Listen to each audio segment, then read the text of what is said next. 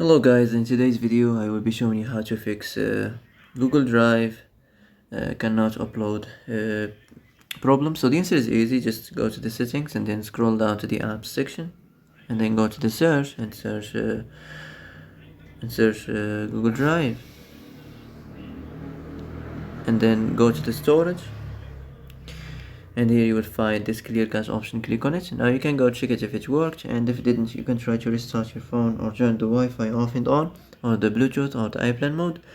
Also you can try to clear data, but be careful. If you clear data, all the Google Drive will be deleted.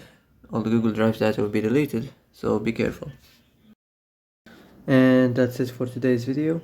I hope this is the answer you've been looking for. If you like this video, don't forget to like and subscribe, and see you in the next video.